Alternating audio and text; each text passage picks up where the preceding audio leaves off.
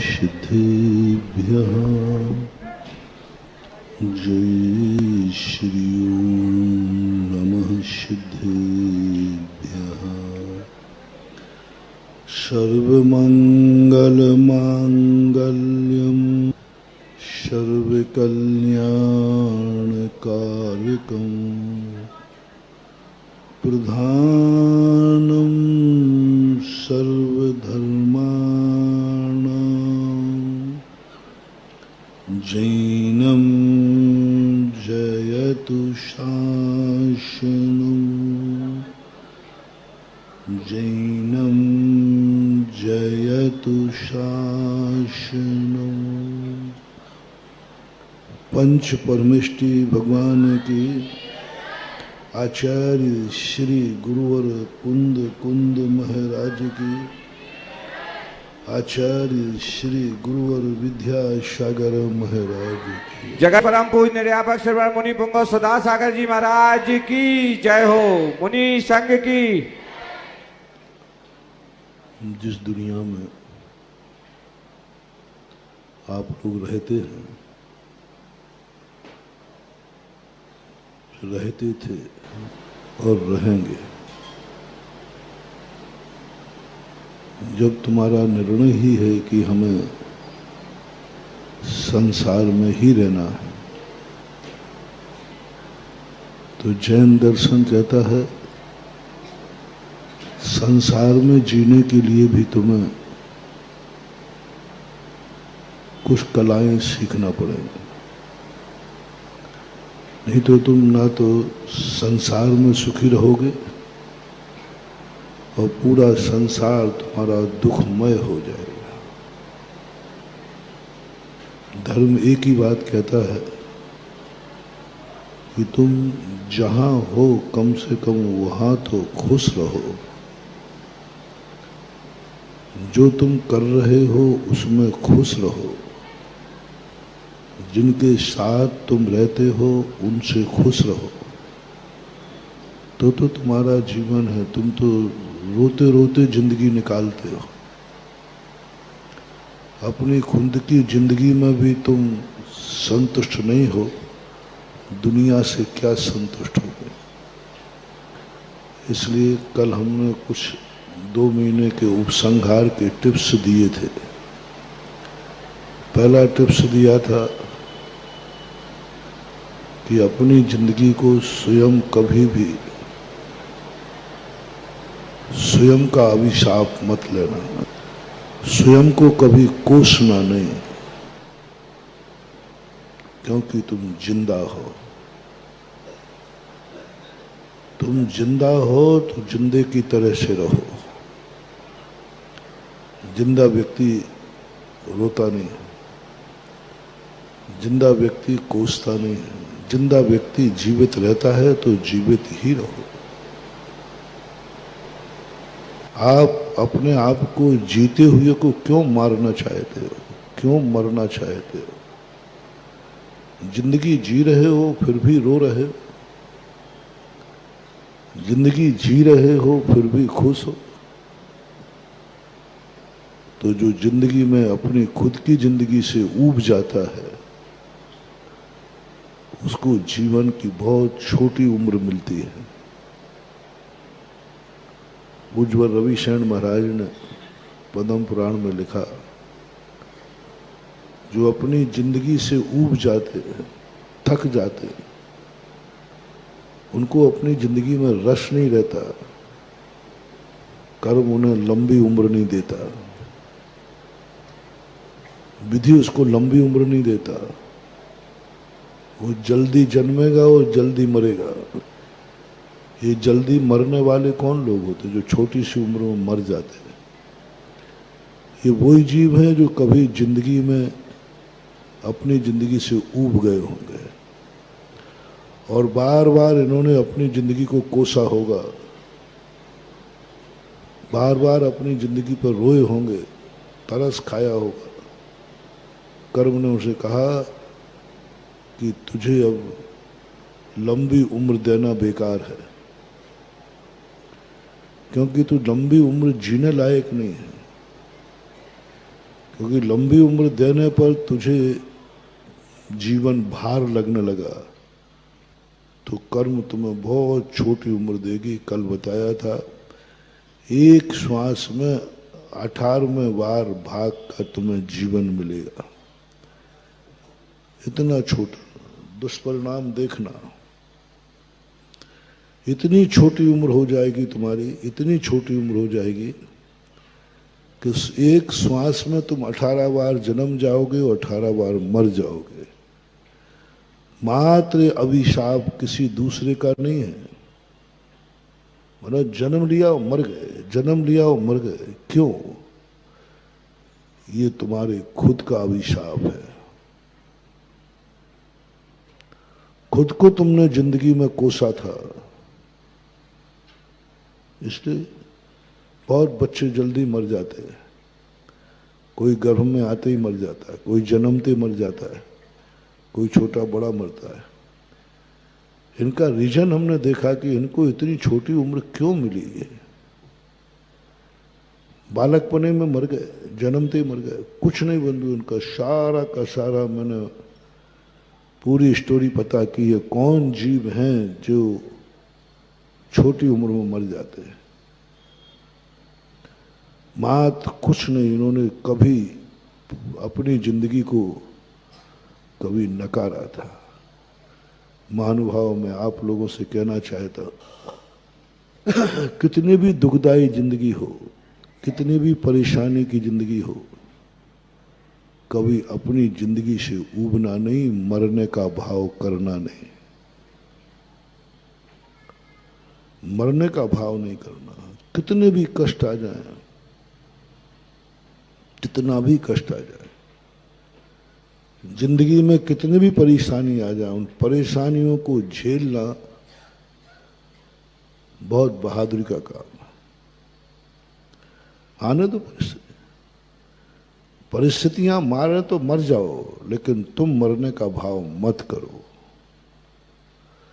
भूख से मरना है तो मर जाओ, लेकिन तुम मरने का भाव मत करो। बीमारी में तुम मरते हो तो मर जाओ, लेकिन मरने का भाव मत करो। कोई तुम्हें मार डाले तो मर जाओ, लेकिन मरने का भाव मत करो। सदा जीने की इच्छा रखो, सदा जीने की इच्छा रखो।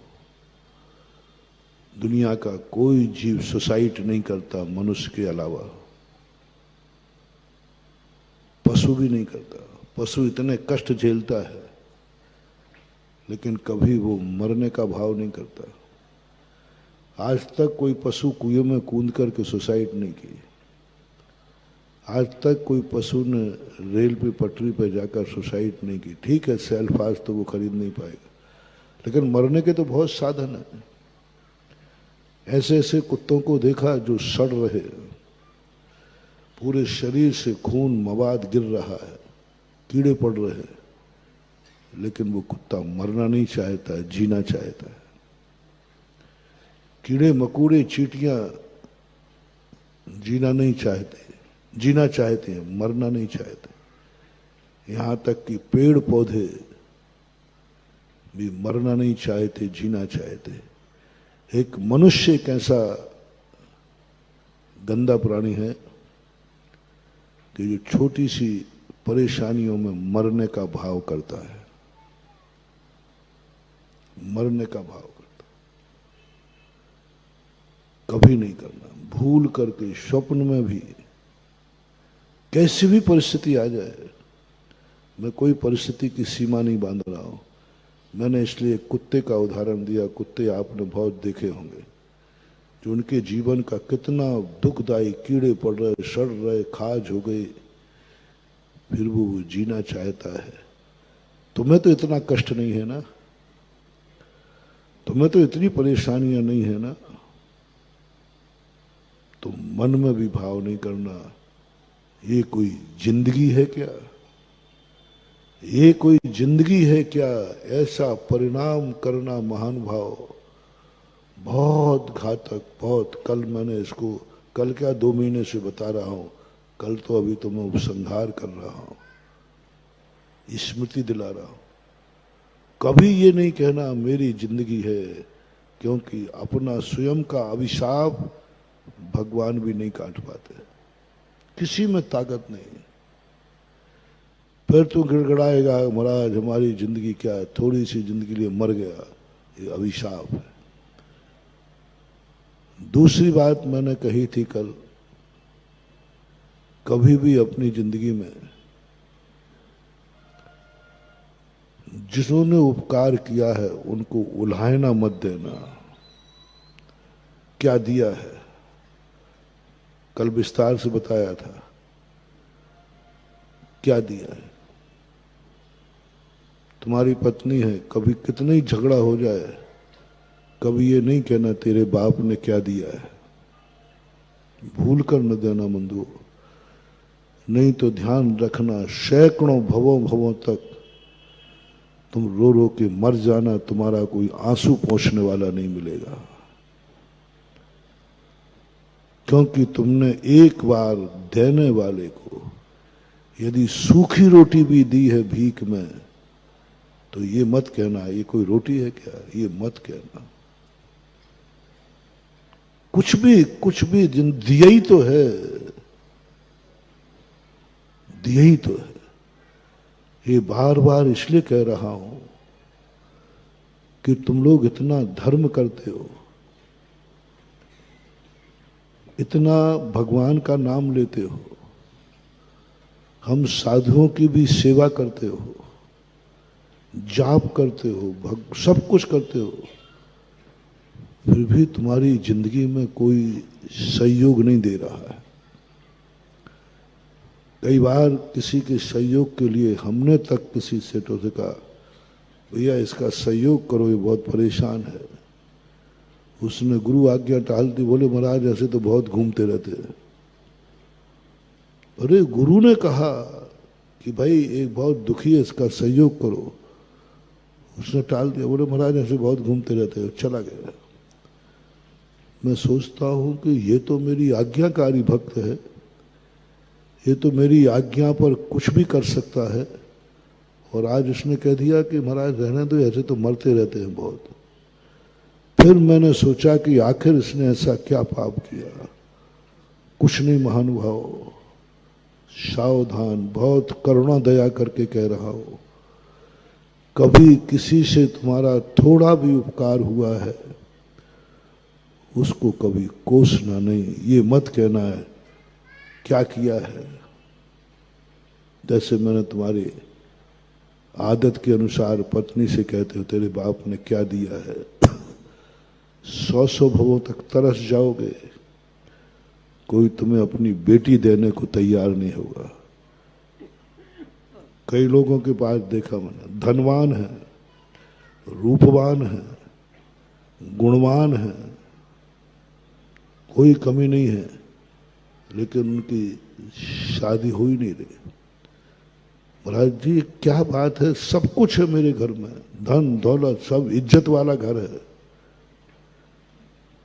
इज्जत वाला घर है, सब कुछ है, पैसा धन दौलत सब है, क्यों नहीं हो रही।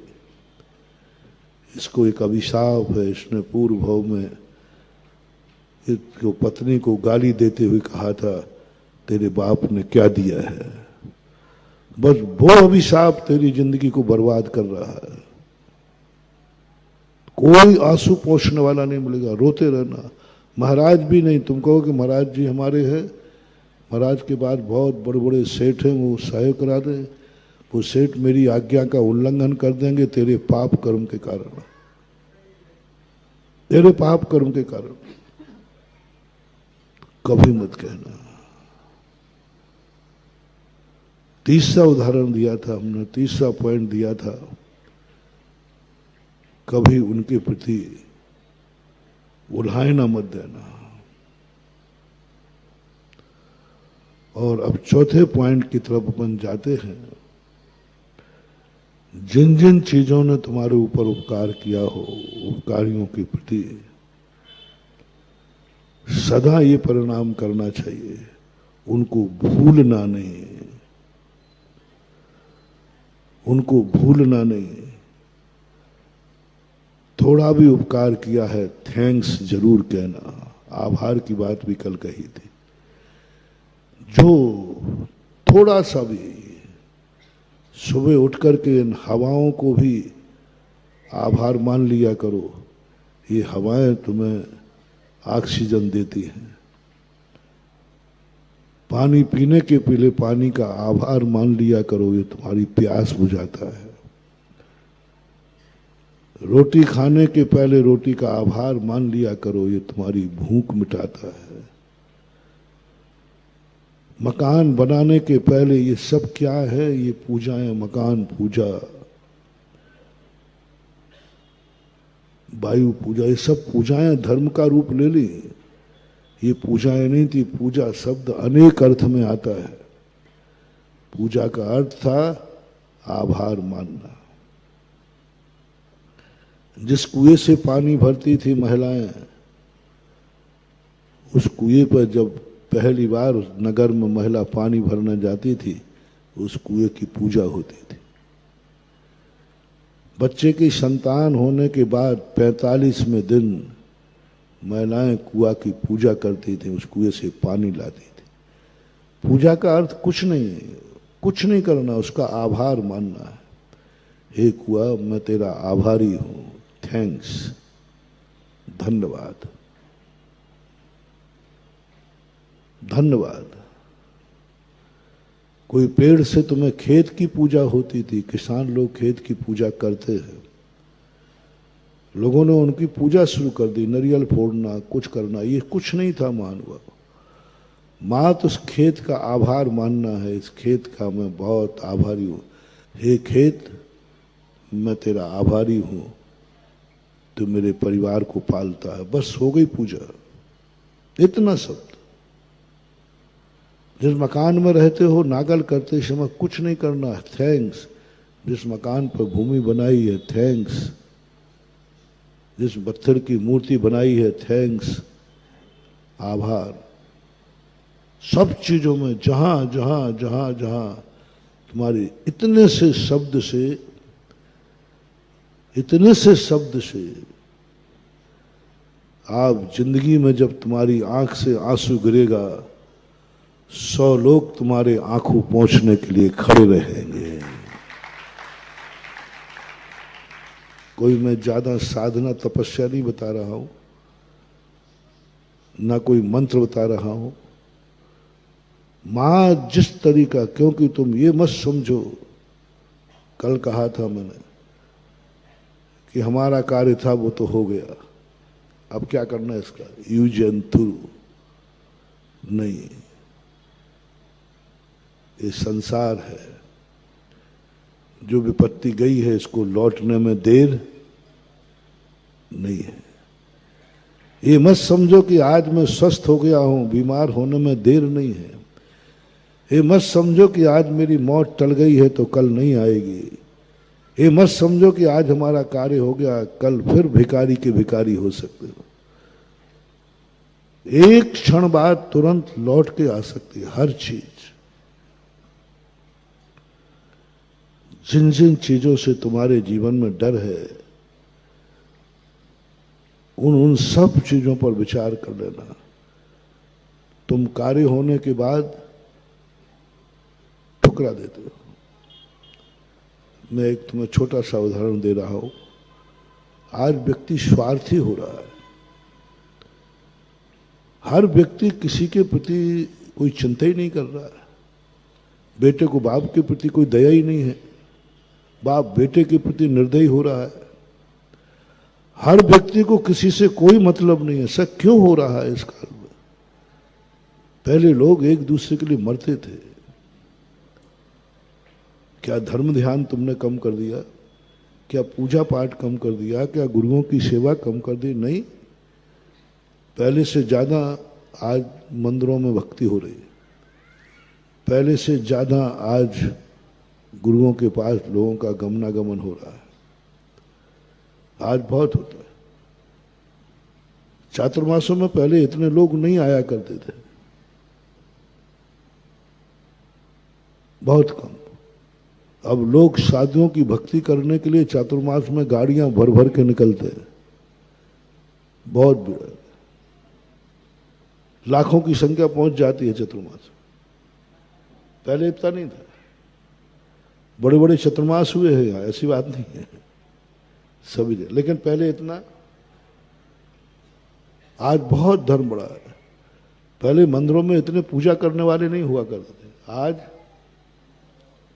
घरों में भी भगवानों की फोटो इतनी नहीं होती थी जितनी।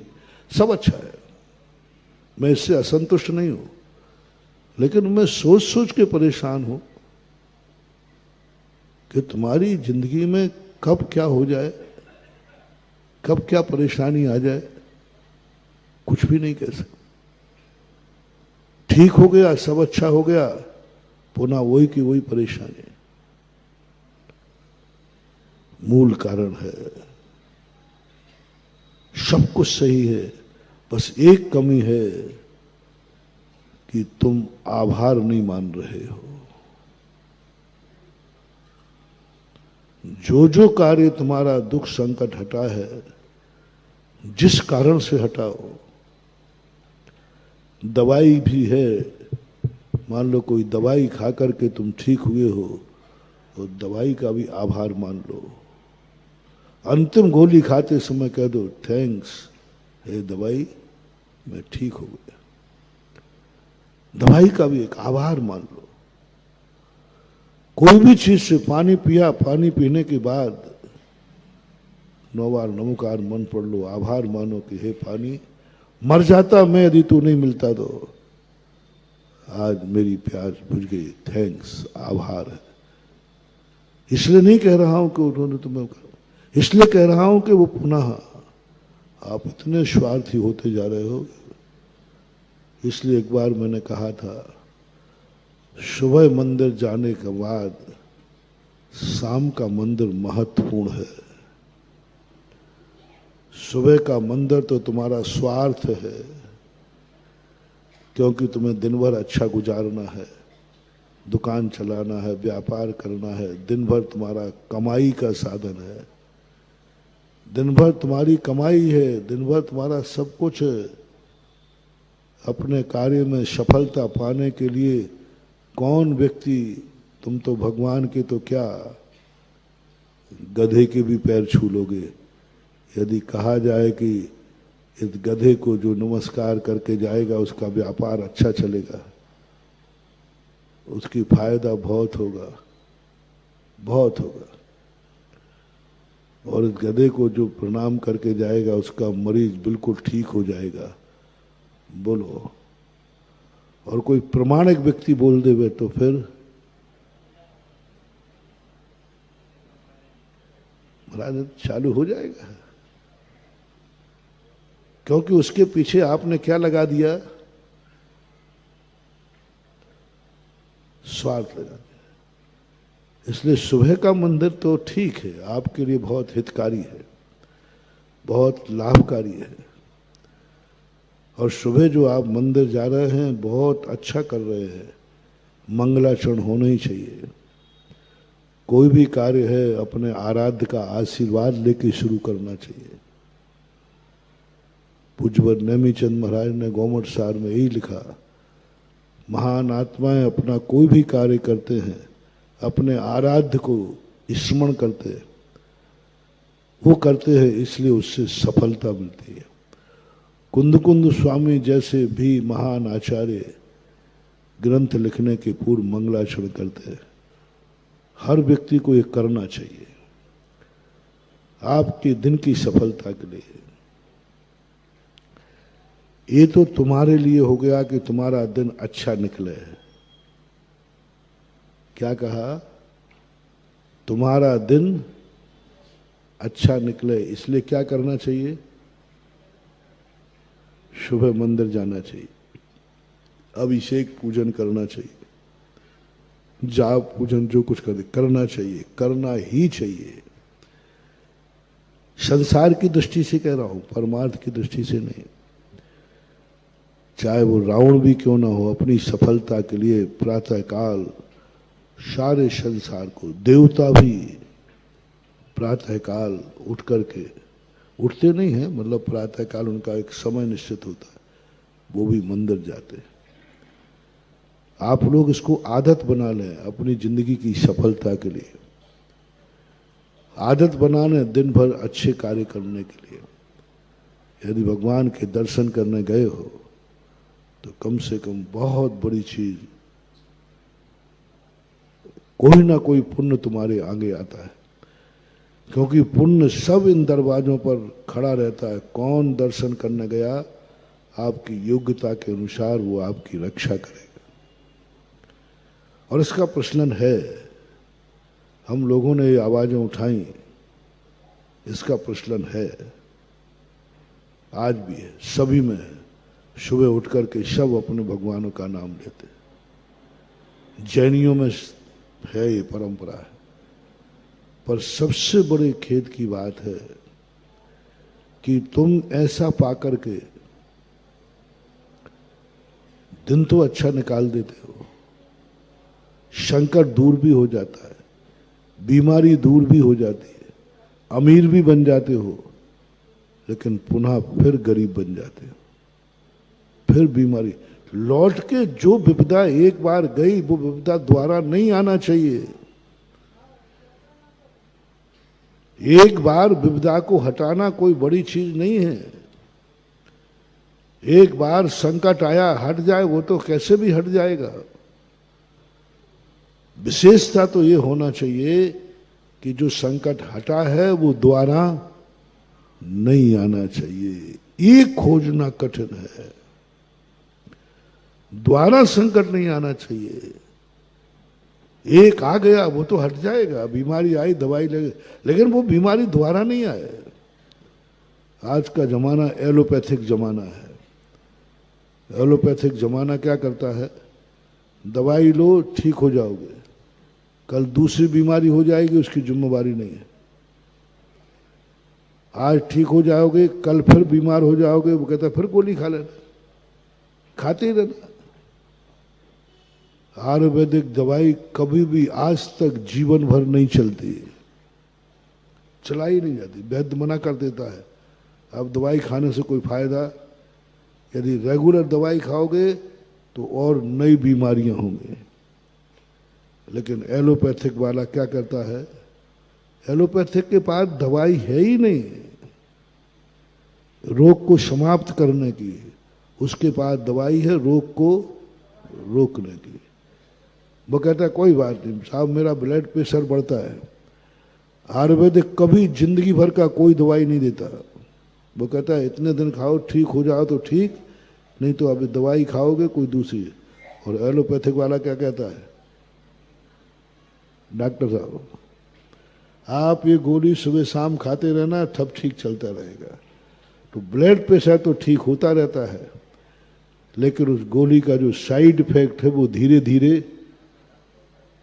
शुगर की गोली से, हाँ सुबह शाम गोली खाते रहना, पर जो तुम्हें केला बेड़ा खाना है खाते रहना। और लोग कहते थे महाराज जी देखो कितनी अच्छी दवाई है, एक गोली खाओ। आयुर्वेदिक ने तो कहा शुगर हो गई मीठा बंद, एलोपैथिक कोई नहीं, खा लो।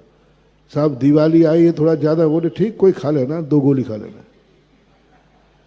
वो तुम्हारे मीठे को नहीं रोकेगा, वो डोज बढ़ा देगा। अब उसे मालूम होना चाहिए वो डोज जो गोली दे रहा है वो धीरे धीरे किसी न किसी पार्ट को डैमेज कर रहा। जीवन भर दवाई खाने वाला जिंदगी ज्यादा जी नहीं सकता। जैन धर्म ये कहता है कुछ ऐसा करो जो संकट आया है वो दोबारा लौट के ना आए। उसी की दवाई मैं कल बता रहा था और आज बता रहा हूं। जिससे तुम्हारा संकट टला है उसका आभार, यानी सुबह मंदिर गए हो तो ठीक है, शाम का मंदिर जाना मत चूक जाना। सुबह का मंदिर है, आया हुआ संकट टल जाएगा, और शाम का मंदिर है कि जो संकट गया है ये लौट के नहीं आएगा। क्योंकि सीधी सी बात है, किसी ने आपका संकट दूर किया, और जैसे कल हमने बहुत विस्तार से बताया था, कार्यक्रम किया, मेहनत की, और तुमने उसका आभार नहीं माना, तो दूसरी बार वो तुम्हारे काम में आएगा? वो कहता हाँ भैया देख लूंगा। दोबारा जाओगे तो क्या, हाँ 2 शब्द आभार के नहीं थे तुम्हारे पास, चलो यार। ऐसा ही तुम्हारी जिंदगी में घटित हो रहा है। महानुभाव, कभी भी हो मंदिर शाम का जाना शुरू करो। बहुत ताकत है शाम के मंदिर में। शाम के मंदिर में रात्रि का संकट तो टले गई, लेकिन जो संकट टल चुका है वो संकट अब लौट करके नहीं आएगा, क्योंकि तुमने आभार मान लिया। भगवान सुबह दर्शन करके गया था, दिन अच्छा निकला, शांति से निकला, बढ़िया है। अभी मैं आपका आभार मानने आया हूं। दिन का तो आभार और रात का मंगलाचरण शुरुआत, 2 काम होते हैं, 2 काम होते हैं। और शाम को मंदिर जाने की परंपराएं खत्म हो गई। इसलिए हर व्यक्ति बार बार उसके जीवन में संकट आ रहे, बार बार परेशानी आ रही हैं, फिर 2 रुपया बच जाता है, फिर कंगाल हो जाता है।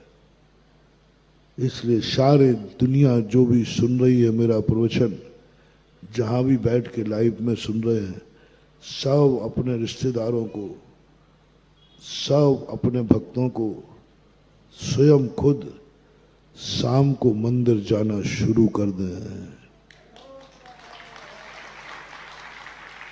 शाम को सुबह जैसा अभिषेक नहीं करना, पूजन नहीं करना, मात्र 9 बार नमोकार मंत्र पढ़ के आ जाओ, छोटा सा। आभार बड़ा नहीं होता। अपन ने 10 दिन कार्यक्रम किया तो आभार भी 10 दिन चलेगा? हैं? 1 घंटे 2 घंटे में आभार। शाम को मात्र 9 बार नमोकार नियम बना लो। हम दुकान से आने के पहले, घर जाने के पहले या सोने के पहले मैं जाकर अपने जिस देवता को सुबह गया था उस देवता का एक बार धूप देने जरूर जाऊंगा। लाख उपाय कर, कोई कहे भाई टाइम नहीं, बस 2 मिनट होके आऊंगा, 2 मिनट को जाऊंगा, 9 बार नमोकार मंत्र पढ़ के आऊंगा।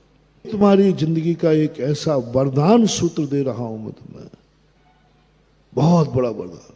कृतज्ञ बनना है, कृतज्ञ नहीं। और कृतज्ञता जब ज्ञापित होती है और जब तुम्हारे जीवन में आकस्मिक, तीसरी विधि बता रहा हूं मंदिर जाने की, ये तो 2 तो नियम बना लो महानुभाव, सुबह और शाम का। सुबह और शाम की माला नियम बना लो, 9 बार नमोकार मंत्र सुबह तो शाम को सोने के पहले। नियम है, मस्ट एंड मस्ट। कोई इसको कोई किसी प्रकार रोक नहीं सकता, कैसी भी परिस्थिति आ जाए ये तो करना ही है। तीसरी विधि, आकस्मिक कोई दुर्घटना हो जाए तो, आकस्मिक कोई विपत्ति आ जाए तो संभावना नहीं है, संभावना नहीं है, कोई उम्मीद भी नहीं है, संभावना की स्थिति नहीं है, कोई विपदा नहीं होने वाली। सामने कुर्सियों पर बैठे दादाजी बातें नहीं करें, उपयोग बदलता है। निर्णय है, कोई संकट नहीं, गाड़ी सही है, सब कुछ सही है और आप यात्रा पर जा रहे हैं, कोई संकट भी नहीं, रास्ता भी साफ है, सब कुछ। फिर भी 1% संभावना है कि दुर्घटना हो सकती है। रात्रि में सोए हो, अच्छी तरह सोए हो, कोई संभावना नहीं कि रात्रि में हम मर जाएंगे या बीमार हो जाएंगे, 100% पूरा भाव है। लेकिन 0.11 पॉइंट संभावना है कि हमारा विश्वास टूट सकता है कि नहीं। पूरे विश्वास के साथ सोए, सुबह सबसे कह के सोए सुबह आऊंगा साहब, उसके बावजूद भी संभावना है कि हम ऊपर जा सकते हैं। संभावना है कि रात्रि में हम इतने अस्वस्थ हो जाएं कि जाने के लिए कह के आए थे किसी कार्यक्रम में और कल सुबह हम अस्पताल में दिखाएं। संभावना है। कितनी भी अच्छी कंपनी की गाड़ी क्यों ना हो, कोई भी आज तक गाड़ी ये नहीं कह सकी कि मेरी गाड़ी का एक्सीडेंट नहीं होता। कोई भी आज तक गाड़ी ये नहीं कह सकी कि मेरी गाड़ी पंचर, क्योंकि कितनी अच्छी गाड़ी हो, ट्यूब टायर काय का रहेगा, वो भी स्टील का होगा क्या? कुछ भी हो, स्टेपनी देना बता रहा है कि नई गाड़ी के साथ स्टेपनी क्यों दी जाती है। नई फ्रेश गाड़ी 4 करोड़ की 12 करोड़ की गाड़ी है, स्टेपनी साथ है, इसका अर्थ है कि संभावना है। बहुत अच्छा उपाय पूज्यवर वीरसेन स्वामी महाराज ने दिया। कभी कभी बीच में आकस्मिक मन बनाया करो, ड्यूटी नहीं, सुबह शाम का तो क्या हो गया नियम, सुबह शाम का तो नियम हो गया कि सोने के पहले और सुबह उठने के बाद नियम है, ये तो नियम में ले लेना। आकस्मिक कभी कभी एकदम बोले कहाँ जा रहे हो, बोले मन कर रहा है आज अभिनंदन नाथ भगवान का दर्शन करके आओ। आकस्मिक सडनली यूं, कोई नियम नहीं था, कोई जरूरी भी नहीं था, एकदम मन हुआ बैठे बैठे। बोले कहाँ जा रहे, बोले मुझे मन हो रहा है कि आज मैं दोपहर में भगवान का दर्शन कर रहा हूं, 10 बजे 11, कभी भी XYZ, आकस्मिक आकस्मिक एकदम सडनली। भाई ये कौन सा समय है, बोले ये समय नहीं है, ये बेसमय है। सुबह शाम का काम तो उनमें काम आएगा जो प्लानिंग से करोगे, और जो तुमने आकस्मिक जाने का भाव किया, क्यों, कोई मतलब नहीं, बोले यूं भगवान का दर्शन करने का भाव आ रहा है, मन कर रहा है प्रभु का एक बार दर्शन कराऊं। अरे सुबह तो गए थे, वो तो गया था, शाम को तो जाओगे, वो तो जाऊंगा, लेकिन आकस्मिक आकस्मिक माला फेरने का भाव आ गया, कोई समय नहीं था। आकस्मिक कहाँ जा रहा है, एकदम सुबह अभी महाराज के पास नहीं, मेरा मन कर रहा है कि दोपहर में महाराज का एक बार दर्शन कराऊं। अरे भाई सुबह तो किया था, अभी तो वही सुबह। आकस्मिक, प्लानिंग में नहीं, नियम में नहीं, आकस्मिक मेरा मन हो रहा है कि मैं गुरु का दर्शन करने जाऊं। जो नियम तुमने माला का लिया है वो माला का नियम नहीं, आकस्मिक एक माला फेरने का मन हो रहा है। ये जो तुम्हारे यहां भक्तांबर चल रहा है, कोई साधारण निधि मत समझना इसको। एक तो नियम से आ रहे हैं, कभी कभी एकदम आकस्मिक, घर में बैठा हूं, दुकान पर बैठा हूं, मन कर रहा है एक बार भक्तांबर पढ़ के आ जाओ, एक बार यूं।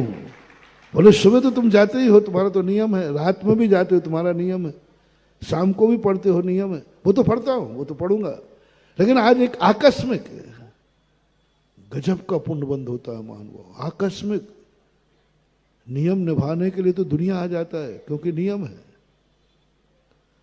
हमारे शास्त्रों में एक विधि कही, सामयिक के लिए उतना अच्छा नहीं कहा। सामयिक तो मिथ्या दृष्टि भी कर लेता है, सामयिक अभव भी कर लेता है। आकस्मिक कोई टाइम नहीं था सामयिक का, मन कर रहा है मैं ध्यान में बैठ जाऊं, उसे सामयिक नहीं कहा, ध्यान कहा।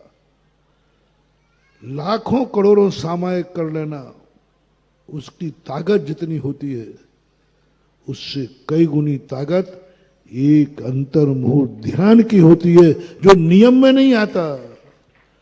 सामयिक नियम में आता है, करना ही है, ड्यूटी है ड्यूटी, कोई नहीं रोक सकता, करना है, क्योंकि सामयिक का नियम है, समय निश्चित है, करना ही है, मन से करो बेमन से करो, सामयिक करना ही है, वो तो तुम करोगे, क्योंकि वो तो करना ही, लेकिन ध्यान करना जरूरी नहीं है।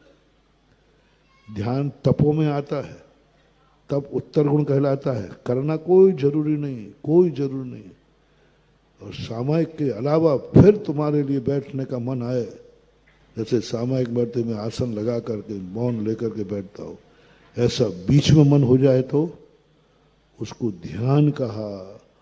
और ध्यान में इतनी ताकत है ध्यान में कि वो केवल ज्ञान प्राप्त करा सकता है, सामायिक नहीं। आज तक किसी को सामायिक में केवल ज्ञान नहीं हुआ। सामायिक की ताकत है लेकिन उतनी नहीं है जितनी ध्यान की है। ध्यान से केवल ज्ञान है, सामायिक से नहीं, क्योंकि वो आकस्मिक होता है, वो प्री प्लानिंग नहीं होता, वो संकल्प पूर्वक नहीं होता। कितनी देर करूंगा, कितने बजे करूंगा, इतने बजे इतनी देर के लिए मैं ध्यान करूंगा। ध्यान का कोई समय, प्रतिमा योग अलग चीज है, ध्यान का कोई समय निश्चित नहीं होता, ध्यान का कोई स्थान निश्चित नहीं होता, ध्यान में कोई विकल्प नहीं होता। कितनी देर हम ध्यान में बैठेंगे, 1 मिनट का भी हो सकता है, 1 घंटे का भी हो सकता है, 1 दिन का भी हो सकता है, 1 वर्ष का भी हो सकता है। ध्यान कोई समय सीमा नहीं। बैठ गए ध्यान में तो कहो घंटों नहीं उठेंगे। महाराज जी ध्यान में बैठे, कब उठेंगे, कोई सीमा नहीं। हो सकता है 1 मिनट बाद उठ जाए। और सामायिक में बैठते समय नियम है, महाराज जी इतने बजे बैठते हैं, इतने बजे उठते हैं, टाइम फिक्स है, सबको मालूम है सामायिक का टाइम क्या है। लेकिन ध्यान का टाइम, प्रवचन देते देते ध्यान में बैठ जाए, तुम प्रवचन सुनते रहना, बैठे रहना। महाराज जी ने आंख बंद करके मौन हो गए। अब महाराज प्रवचन शुरू कब करेंगे, भरोसा मत करना। हो सकता है 1 मिनट बाद ही, हो सकता है आधे मिनट बाद ही, एक आधे मिनट को स्तब्ध रह जाएंगे और आधे मिनट बाद ही प्रवचन चालू हो जाएगा। और कहो ध्यान में उतर गए तो बैठे रहना। अलौकिक शक्ति है। ये उदाहरण देकर मैं आपको समझा रहा हूं। धर्म कभी आकस्मिक करो, आकस्मिक एकदम सडनली, किसी को कोई प्लानिंग नहीं, पहले से विचार बना रहे हो नहीं, एकदम विचार आया तुरंत करने को चल पड़ो। इसमें जो पुण्यबंध होता है वो ऐसे समय काम आएगा जिस समय सामने कोई जानवर आ गया, गाड़ी तुम्हारी 120 से ऊपर की स्पीड में है और आगे का ब्रेक लगाना जरूरी है, पीछे का नहीं। कोई दुनिया की ताकत अब तुम्हें बचा नहीं सकती, कोई नहीं बचा सकती। सामने ऐसा एक्सीडेंट होने की संभावना है। लेकिन तुम जो आकस्मिक मंदिर गए थे, उस समय का पुण्य आड़े आएगा और तुम्हारी गाड़ी को सेव कर देगा।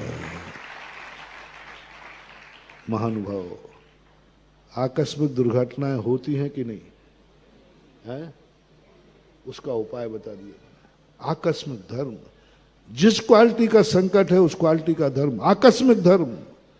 आज तक तुमने कभी सुना नहीं होगा। नित्य नियम तो सुना होगा, नित्य नियम मंदिर का नियम, नित्य नियम दर्शन का नियम, नित्य नियम पूजन का नियम। आकस्मिक नियम, आकस्मिक घटना, आकस्मिक धर्म। यूं नमोकार मंत्र, प्री प्लानिंग से नहीं कि मुझे 1 करोड़ मालाएं फिरना है, नहीं। आकस्मिक, मैं आज 9 बार नमोकार मंत्र पढ़ रहा हूं। आकस्मिक तुम जाकर के ये करना शुरू करो महानुभाव, शुरू करो। दान भी प्री प्लानिंग नहीं, इतना दान देना है, मंदिर बनाना है, इतना दान दूंगा, इतना दुकान में से दूंगा, 10% दूंगा, ठीक है, ये दान बहुत अच्छा है, ये तो होना ही चाहिए। नियत दान देने से क्या होता है, कम से कम नियत के लिए तुम्हारा खर्च, जितना खर्च जिंदगी के लिए चाहिए, जैसे आपने किया कि मैं इतना % दान दूंगा, मैं इतना % दूंगा, बहुत अच्छा है। इससे क्या होगा, जिंदगी चलाने के लिए, परिवार चलाने के लिए जितनी तुम्हें जरूरत है वो जरूरतें तुम्हारी पूरी होंगी ही होंगी, क्योंकि तुमने जीवन भर नियम लिया है, कैसी भी परिस्थिति आ जाए इतना दान तो मैं दूंगा ही दूंगा। इसका प्रैक्टिकल मैंने किया। 25-30 साल से कर रहा हूं।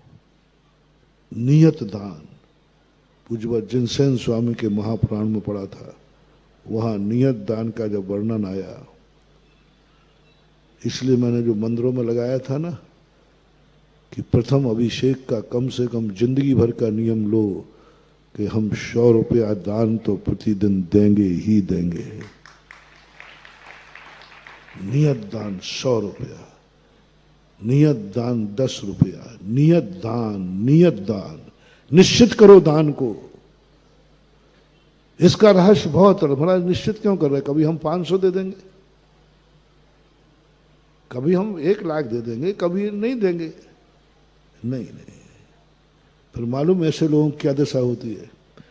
ऐसे लोगों के पास घर में खर्चा चलाने के लिए कभी तो लाखों पड़े रहते हैं और कभी सब्जी के पैसे नहीं रहते। मैंने ऐसे देखे,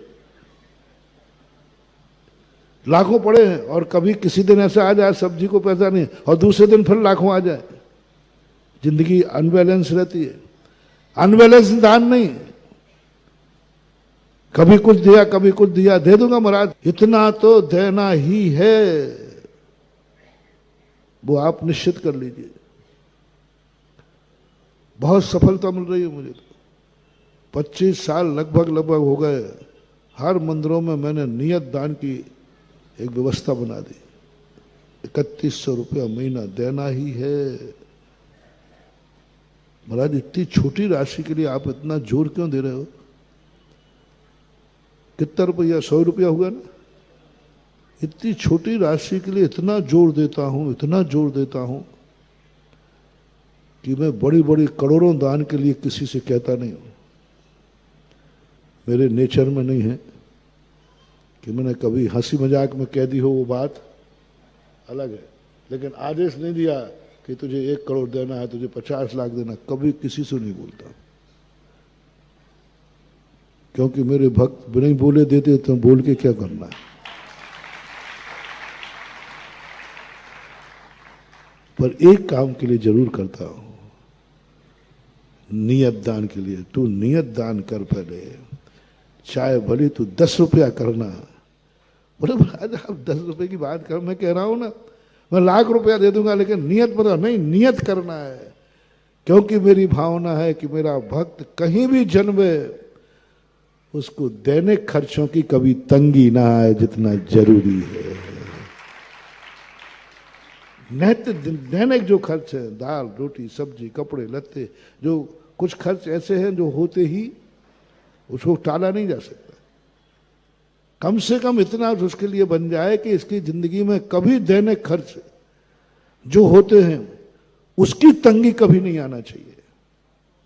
और ऊपर मिले या नहीं मिले, जितना खर्च है दूध पानी आदि का, इतना पैसा उसके पास सदा रहना चाहिए। महीने का अंतिम हफ्ता भी कड़की में नहीं जाना चाहिए। ये पुण्य तुम्हें किससे बंधेगा? इसलिए सारे भारत के अपने भक्तों से मैं कहना चाहता हूं, जिनका नियत दान का नियम ना हो वो नियत दान कर लें, नियम से कर लें। हमें एक 150 साल पुराना बही खाता मिला सांगानेर में। उसमें हर पन्ने पर जब तुम्हारी कलम चढ़ती है ना, वो जैसे ही उठता है बिस्तर से उठते ही वहीं बही खाता बनाता, उठता नहीं है दुकान से। मतलब दुकान पे जाने के खोलते ही किसी का गद्दी होती ना, गद्दी उस पर उठने के पहले सबसे पहले अपने बही खाते में दान की कलम लिखता था। हर पन्ने पर लिखी थी, भली वो पाई, पहले पाई चलती थी, वैसे खड़ी लाइन आड़ी लाइन खींचते थे, पाई धर्म खाते। और हर पन्ने पे जहां वो 2 लाइनें खींचते ना लास्ट में, वहां पर भी 1 पाई 2 पाई। बही खाता शुरू दान से होता था, बही खाता अंत दान से होता था। पूरे साल भर की बही खाते में 1 पन्ना खाली नहीं था। भली पाई लिखी उसने, 1 पाई लिखी, कभी 2 पाई, लेकिन नियत दान था उसका, वो पाई तो थी। तब मैंने वहां से डेवलप किया कि मैंने कहा ये क्या नियत दान। फिर शास्त्रों में खोजा, फिर मैंने शुरू किया। महानुभाव, आप लोगों के जीवन में अभी 2 महीने से मैं संसार की व्यवस्था के संबंध में प्रवचन दे रहा हूं। तो यदि तुम संसार में ही जीना चाहते हो तो लो, मेरा आशीर्वाद है कि आपकी जिंदगी में कभी भी दैनिक कार्यों के खर्चे की तंगी नहीं आएगी। बस आप नियत दान की संकल्प कर लो कि नियत दान मेरा इतना हो, नियत दान इतना होगा। छोटा सा कर लेना,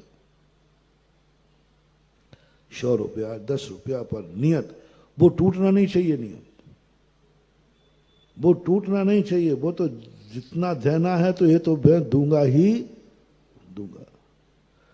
दूसरा, तुम चाहते हो कि महाराज जी ये तो नियत खर्च होगा, थोड़ा कुछ इज्जत के लिए, थोड़ा मकान भी अच्छा हो, थोड़ा कपड़े भी अच्छे हों, थोड़ा खान पान भी अच्छा हो। जरूरत नहीं, अब जरूरत से ऊपर तुम कुछ अच्छा चाहते हो, कपड़े तो मिल जाएंगे। अब हमारे थोड़ा सा, आप समझो बात को, थोड़ा अच्छा कपड़ा हो, तन ढकने के लिए तो मिल जाएगा। नियत दान देगा, पक्का है। लेकिन अब तुम क्या चाहते हो? मात बोलो, तन ही ढकना चाहते हो, पेट ही भरना चाहते हो, घर ही चलाना चाहते हो, कि थोड़ा अच्छा भी खाना चाहते हो? बोलो बोलो, सब लोग बैठे बोलो, नीमच वाले भी बोलो। हैं, रोटी पानी का इंतजाम तो कर दिया ना मैंने, भूखे नहीं मरोगे पक्का। बिना घर के नहीं रहोगे पक्का है, फुटपाथ पे नहीं रहोगे, बिना कपड़ों के नहीं रहोगे पक्का है। महाराज जी थोड़ा और करो ना,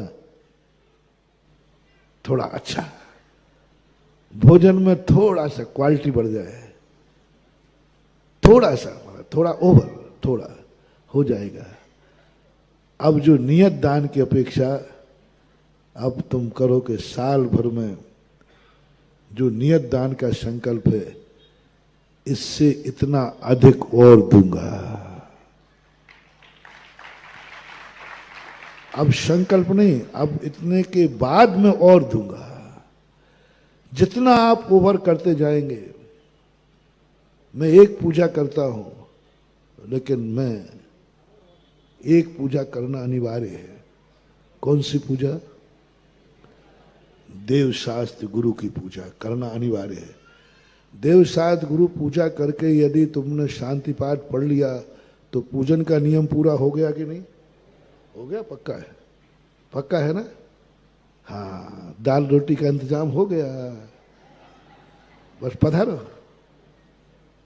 क्योंकि नियम तो पूरा हो गया, पूजा के में कोई दोष नहीं लगेगा। अब तुमने कहा महाराज जी थोड़ा सा ओवर, थोड़ा सा ज्यादा मिले और मैं ज्यादा कुछ परेशान नहीं करूंगा, इतने में पूजा पूरी हो गई। जो करना जरूरी नहीं था, लेकिन मैं एक और करूंगा, एक और करूंगा। वो जो एक पूजा आपने की है एक्स्ट्रा में, वो तुम्हारे लिए अच्छी चीजें दिलाएगी, अच्छा कपड़ा दिलाएगा, अच्छा भोजन दिलाएगा, अच्छा मकान दिलाएगा। क्योंकि तुमने उससे जो करने के बाद भी तुमने करने का भाव किया कि नहीं,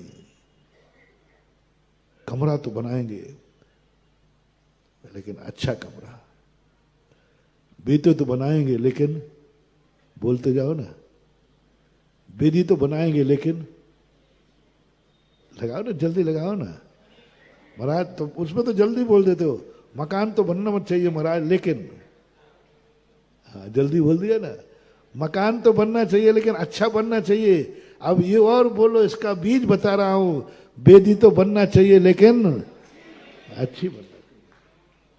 ये भाव आना चाहिए। बहुत छोटे से टिप्स दे रहा हूं मानवा। मकान तो बनना चाहिए लेकिन विशाल बनना चाहिए। कभी तुमने भाव किया? बनेगा महाराज जी, मकान तो बनेगा, है ही मकान, लेकिन थोड़ा बड़ा हो जाए।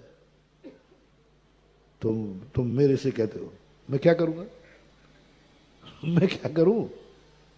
मैं तुम्हें बता रहा हूं, कभी तुमने भाव किया होगा भगवान मैंने मंदिर तो बनाया है लेकिन थोड़ा बड़ा होना चाहिए। पर जो ये तुम्हारा भाव आया है, यही भाव तुम्हारा मकान तो होगा, लेकिन बड़ा मकान होगा, क्योंकि तुमने कभी मंदिर को बड़ा बनाने दिया था।